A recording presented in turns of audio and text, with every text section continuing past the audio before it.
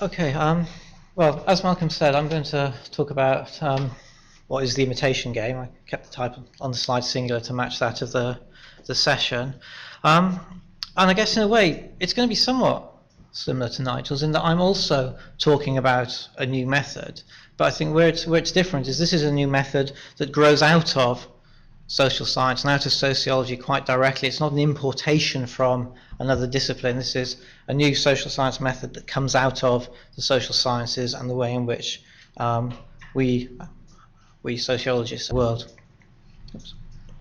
So what I'm going to do is, in a sense, because theories and methods, ideas and actions kind of go together, then I'm going to have to spend a little bit of time at the beginning explaining what the ideas that motivate the method are, because in a sense they came first. We came up with the ideas, and then we had to figure out, well, if this is our idea, how can we test the idea? And so the method becomes a way of both operationalizing and testing a set of ideas, and then when it didn't fail, it became an opportunity to try and do something new.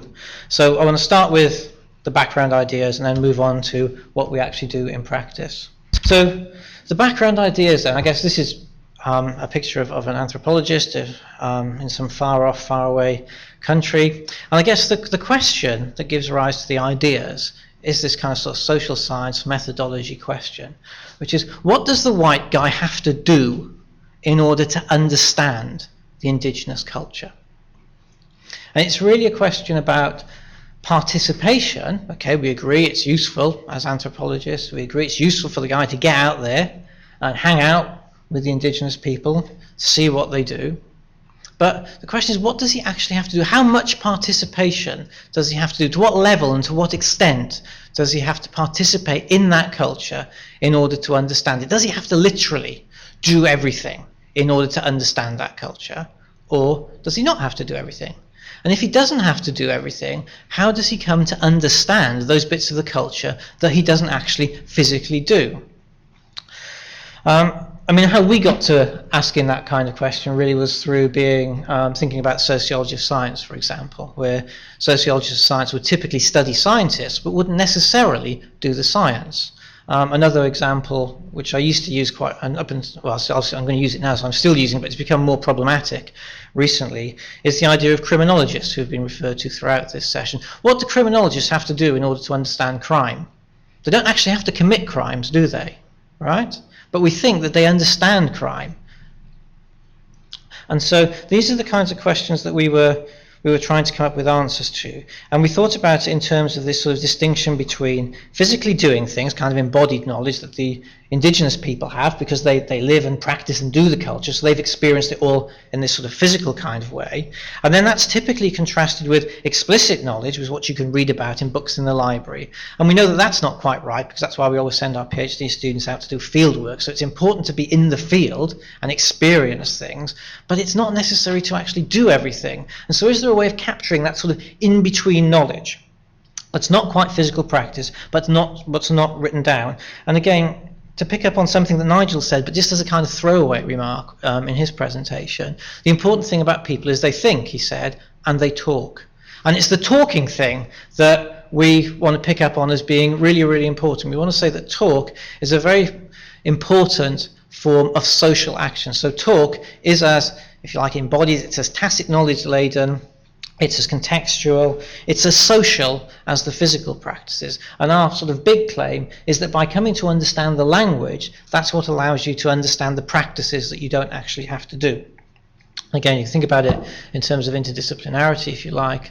Most of us here only practice a small portion of the available corpus of social science research methods, but we've talked about them, we've spoken to people who use them, and so we have some understanding of those methods that we don't actually use, which is why hopefully you will get something out of this session, because to my knowledge none of you have actually done imitation games. So if there's not some hope of communicating things through a shared language, then this talk is doomed to failure.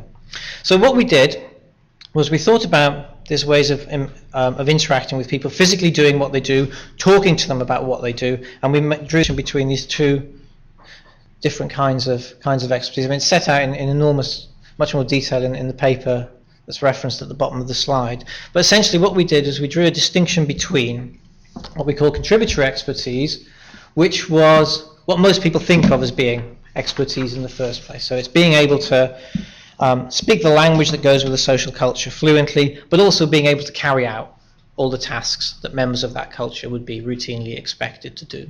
So it's both being able to talk about it and being able to do it. And then we coined this term interactional expertise to characterize the kinds of understanding, say, that criminologists have of burglary, that sociologists of science have of science, and that anthropologists have of the indigenous cultures that they study. We're saying that this interactional expertise is expertise in the language of a specialism, but without actually being able to do it. So we're saying that language is an important part of a culture, it's the means by which cultures are shared, and that speaking a language is not like reading a book.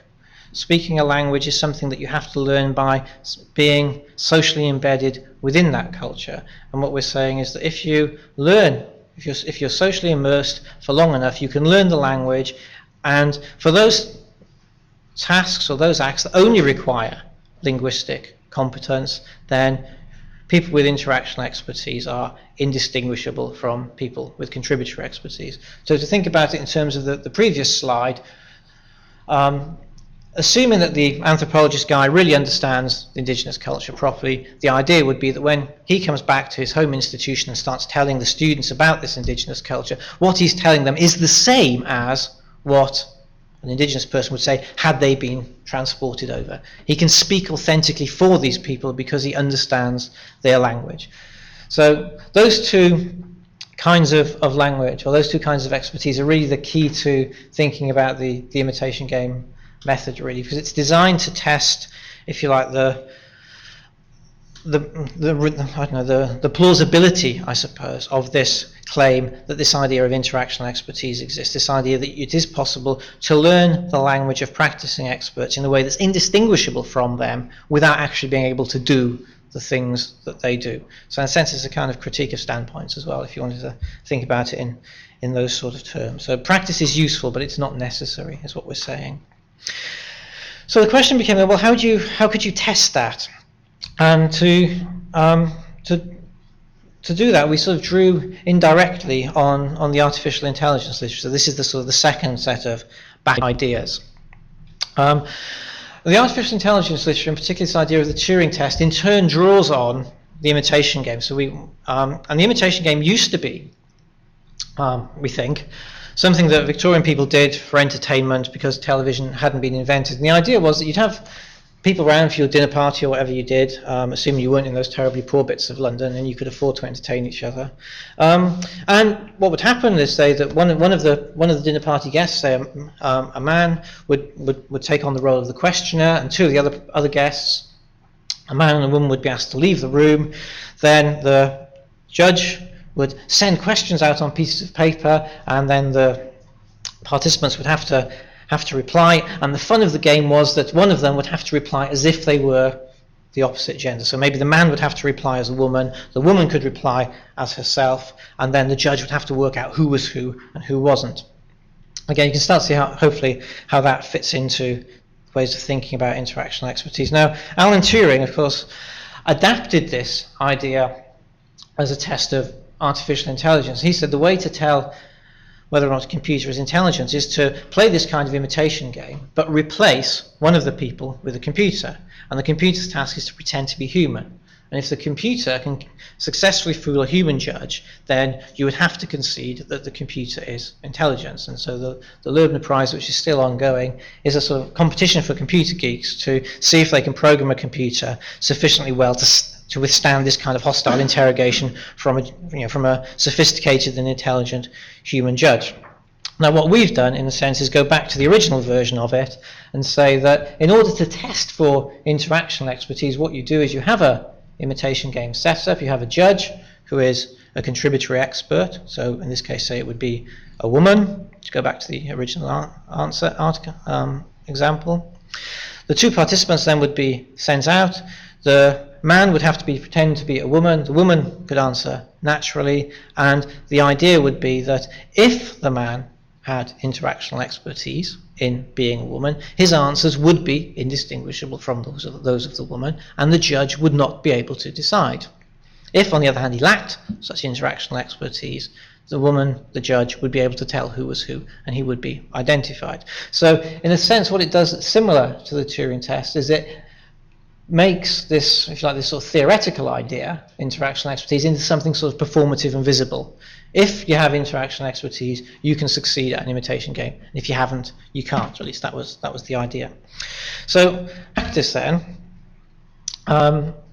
We don't use bits of paper. It would work something like this. So you've got the judge, in this case the female judge. She would sit at a computer in a room. The computer's connected to the internet, and then in two separate rooms, perhaps in two different buildings, I suppose, in principle in two different countries, but certainly in two additional rooms, you would have the female whose job it would be to answer naturally, and the male who's pretending to be a female. They'd all be linked up via the internet, so we've got some software that runs inside standard web browser. So what would happen is that the female judge, and this is kind of example, some real data, female judge might type this sort of question: how often do you pluck your eyebrows?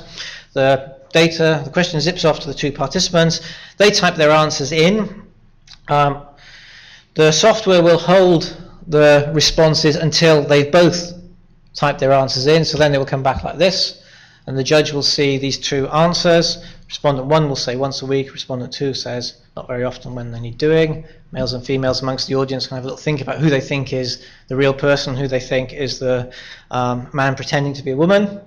And then the judge has to make a decision about who they think is the real man and who they think is the real woman. And so in this case, the judge says that she thinks respondent 2 is female, and the reason that she thinks this is because she has a theory that men don't really understand what women do very much, and so men will have this mistaken conception that women are more regulated in their beauty regimes that they actually are. And so the regularity of respondent 1 answer, it gives him away as being a man who doesn't really know what he's talking about.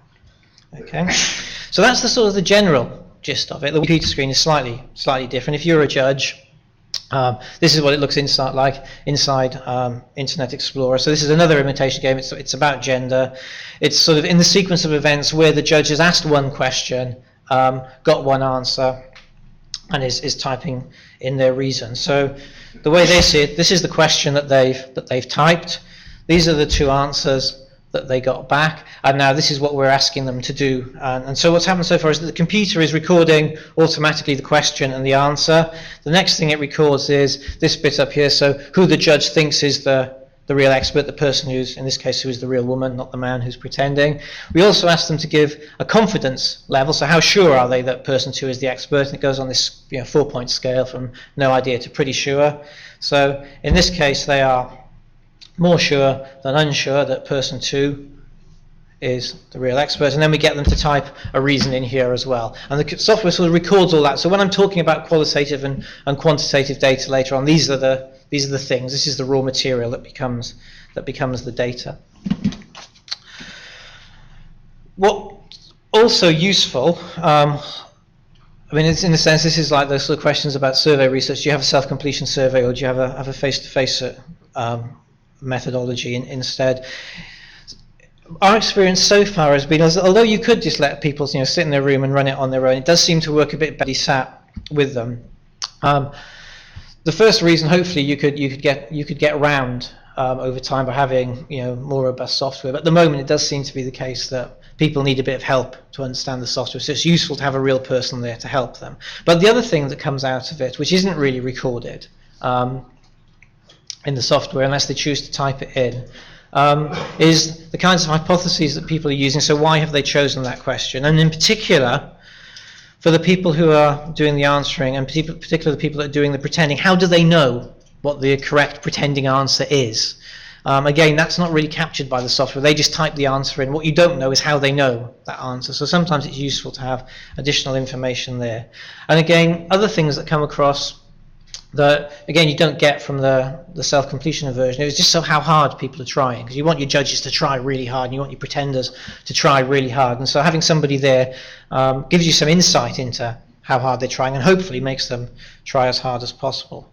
And certainly in some of the gender experiments I'll talk about later on, there was some fear amongst the sort of the younger male judges that if they didn't correctly identify their the other male, it would be sort of disrespectful for that man, because it would be in fact saying he was really a girl, and it would be really a bad thing to do. So they were quite worried about not making the right identification. So all that kind of stuff comes out through their conversations with the people who are helping them use the software, rather than being directly captured at the moment.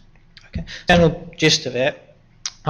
In terms of how it works, if you like, the sort of the internal logic of it all. If you imagine you've got this sort of scenario where you've got a judge who's an expert, a second participant who's just like the judge, and a third person who's trying to pretend, you've got two ideal type scenarios that can come out of that. And it's easiest to illustrate these using an example of some research we did using with blind participants. If you take the sort of the left-hand side first, in the case where the judge is a blind person, we're asking a sighted person to pretend to be blind.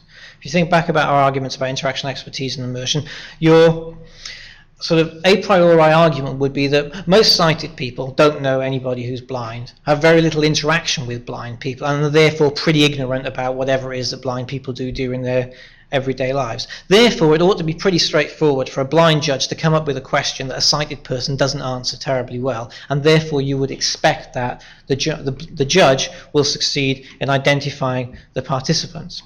If you imagine then swapping the roles around, now in this case the judge is sighted and the person who is blind has to pretend to be sighted, you can see that the logic runs in the other direction. There's a fair chance that most blind people will know several sighted people, will be surrounded by them, have to navigate their way through sighted society on a daily basis. So they should have a much better chance of pretending to be sighted than the other way around. So in this case, what you would predict is that the blind person would succeed in pretending. You wouldn't necessarily predict, this is where it gets slightly more complicated, you wouldn't predict that they would succeed in every case, but what you would say is that the blind person will do sufficiently well that the judge will in effect be guessing, and so what you would expect then is not so much an identification, which we got on the left-hand column, but what we call the chance condition. So basically the judge doesn't know, the judge guesses they should get half right, half wrong, would be the best sort of scenario. Or maybe they don't know in any case, but you don't say that they get everyone wrong. At best they would get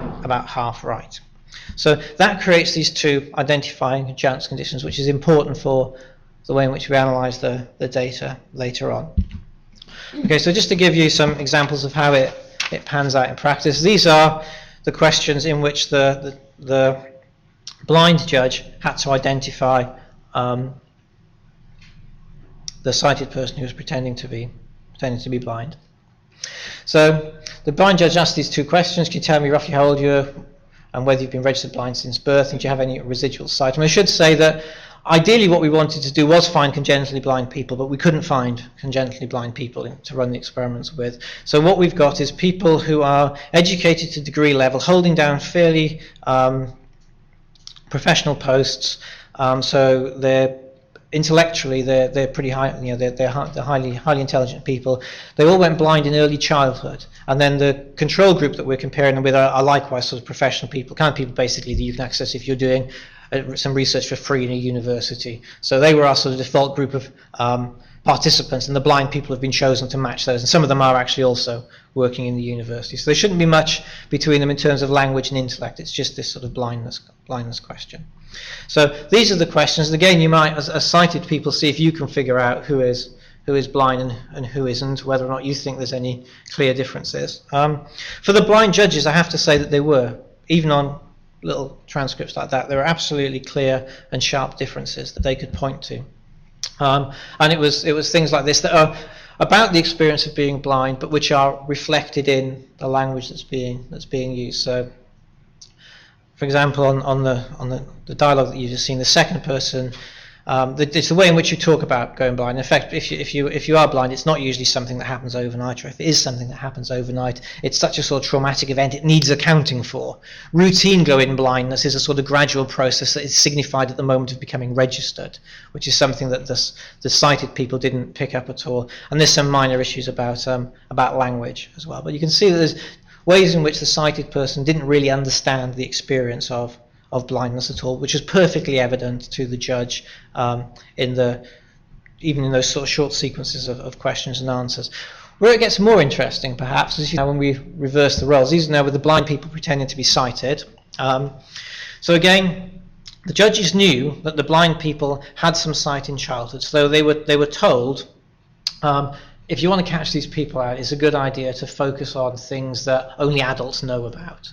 Okay, don't ask about childhood questions. Don't ask him what colour are traffic lights, because they'll know things like that. Go for something a bit more subtle. So these are, for those of you that know other things that Harry and me have published. Harry's quite interested in Hawkeye and what it can or cannot do. So these are questions from Harry Collins, and he's trying to identify who the blind person is. And I have to say, it's a damn sight harder than he thought it was going to be. I think he thought he'd be quite good at it, and he'd identify them pretty quickly. But actually, it was surprisingly difficult. So again, as sighted people, can you work out from those kinds of questions who is blind and who isn't? I'll tell you, Harry, so he carried on. Those of you who've been interviewed by Harry will know it can be quite an inquisition. So he carried on. There's actually probably another 8 or 9 questions. I'm not going to let you read all of them, but there's quite a sort of intense interrogation of this blind person and the other participants about how they think, about the experience of watching tennis on television, which is something that obviously Harry's assuming that people who have been blind since childhood haven't actually done. So how can they talk about this experience of watching tennis on television without actually having watched it on television themselves, given this technology wouldn't have been even invented, I guess, at the time in which they were doing it. And again, you can have a think about who you think is the blind person and who you think is the sighted person.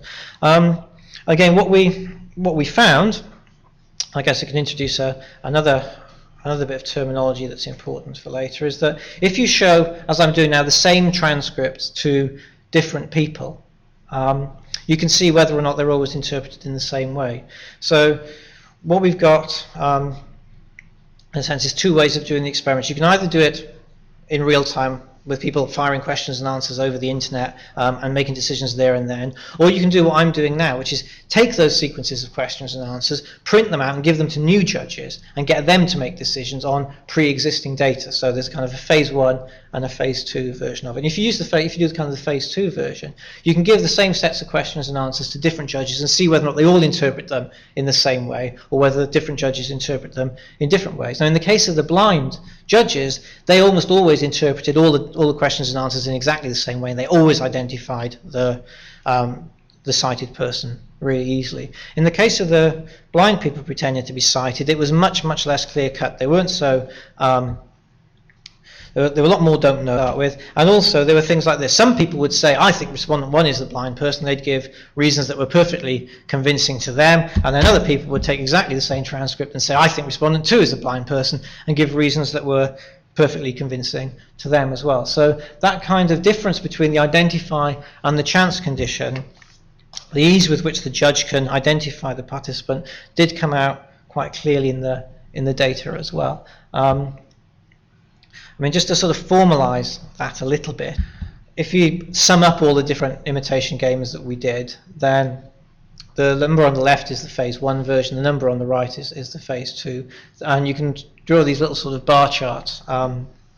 So the one on the left is the blind judges, so you can see that of the, whatever it was that we did, 13 they got a right guess, and 1 they didn't know. And then for the chance condition, which is the sighted one over here, then there was 18 got the right guess, 11 thought they knew but were in fact wrong, and there were 27 in the middle who couldn't decide. So there's quite a clear distribution and difference in the distribution of the answers.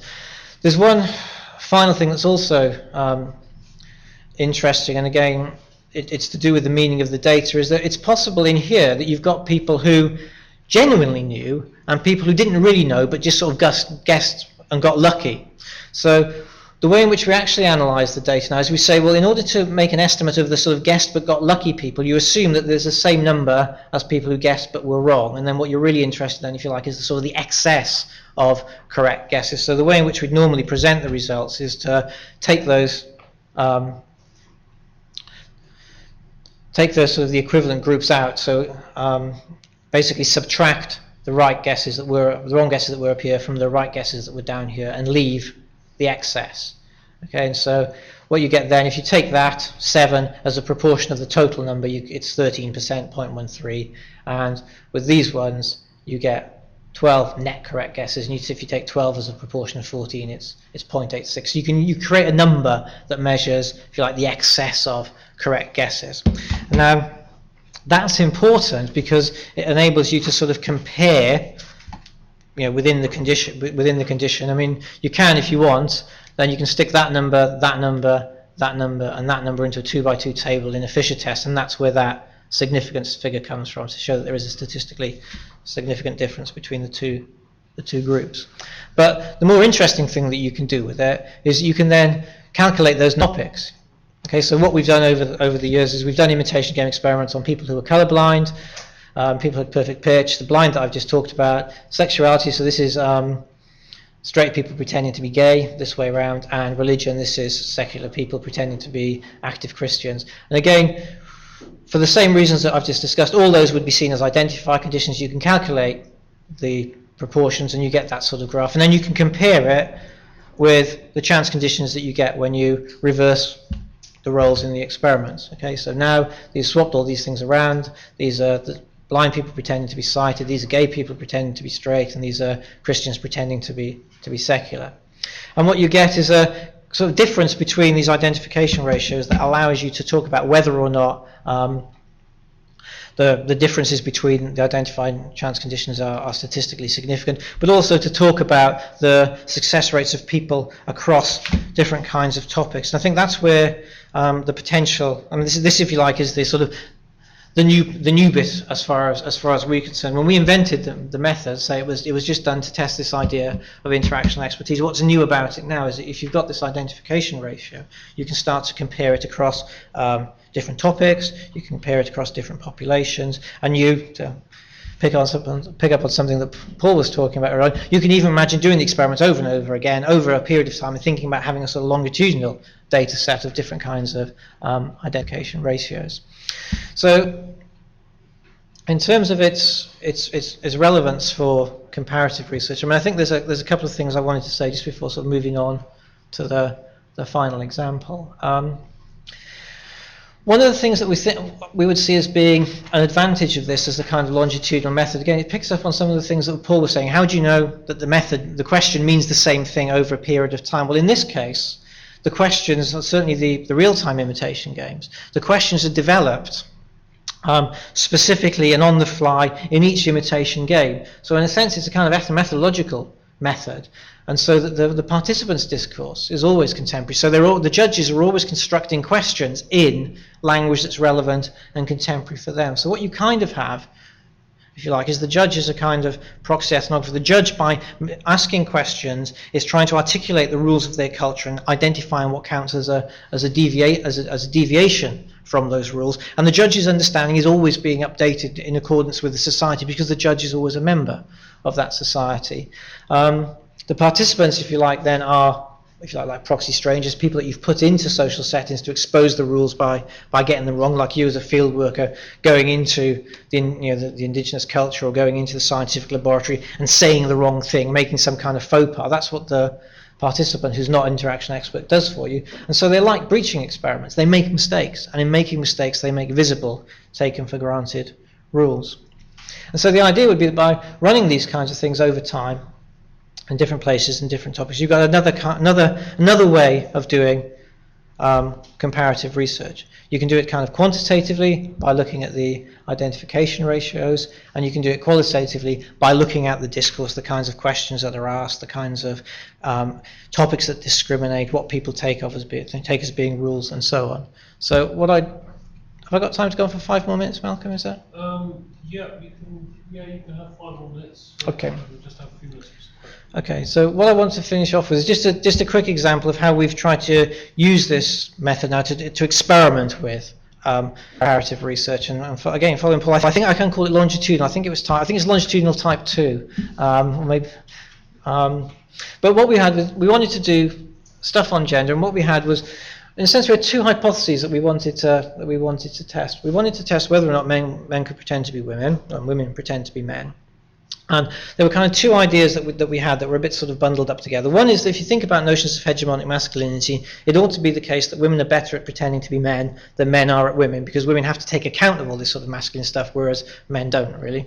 And then there was an additional idea which was to do with the 1960s and all that, which was that following that kind of liberation and feminism, that gender roles that used to be quite segregated had got much less segregated, and men and women were much more mixed up than they used to be, interacted much more and much more equally. And that argument suggests that, well, there shouldn't be such gender differences anymore, because men and women interact on such equal terms that they should be indistinguishable. And then the role of age in that was a kind of confounding sort of factor, if you like. Because on the one hand, young people have less interaction, and then on the other hand, have things sort of changed back a bit since the 1960s. So the 1960s is like a one-off event, as Harry assures me that they were, and the effect has kind of decayed over time. So it's different for people of my generation, different for people of our students' generations. So it's something very particular to that age group. So what we did over the last academic year with some second year, and so for the gender age groups, interestingly, although it looks like there is some sort of difference between the two groups, so the identification ratio for the females is higher, which suggests that the male students are worse at pretending because they're getting identified more often. There is a difference if you calculate the numbers and put it into again, the standard Fisher testing that we're using, then there isn't a statistically significant difference between the genders at the student's age, perhaps somewhat surprisingly. And again, if you do the same thing for the parents, again, the numbers here, again, I mean, they look more similar at this age, and again, if you put them in, there's no statistically significant difference. But what is interesting, if you look between them, if you look at the student numbers and the parent numbers, student numbers are much higher, much closer to a kind of identification ratio level. You know, these are they're not doing very well at pretending. Down here, it's around about 0, suggesting that the the parents are doing much better. It's true, actually. If you put that again, if you split the data up the other way, now just compare young people against the older people with no attempt to segregate off the gender. If you do it for the phase 1 data, again, there's a clear difference between the two conditions, and again, it looks like an identified condition versus a chance condition, which again is, in terms of our ideas, is what you'd expect. The students being younger wouldn't have had time to gain interactional expertise, whereas the parents, if nothing else, ought to be able to pretend to be their partner. May not be able to pretend to be every woman or every man, but they ought to be able to manage a convincing impression of at least one of them. And the same thing with the phase 2 data. Result is still consistent. Obviously statistical significance is higher, but probably explained by the larger sample method students. We got them to run some imitation games on the topic of gender that would try to get at some of these sort of age-related ideas. So we got them to run imitation games on their peer group, so recruiting other students. They did 29 of those, and we got them to recruit their parents, or friends of their parents, or parent-age people anyway, and they ran 25 of those, and then we gave them subsets of those to take away, and then they ran some phase 2 data. And what we were interested in was, for each age group, is there a gender difference, and then is there a difference between the two age groups? So I guess just to wrap up, what I think we've shown, what I hope we've shown, is that I think the interaction expertise is a useful idea for explaining what people can do, knowledge that they can acquire through interaction without necessarily doing. Hopefully giving you some ideas about what the imitation game can do in terms of the data that it generates and the opportunities that it creates. And if you want to know more, please go to the website, and there's all kinds of stuff that you can download. Again, those are just the references that I've referred to in the talk. Okay. Thank you very much.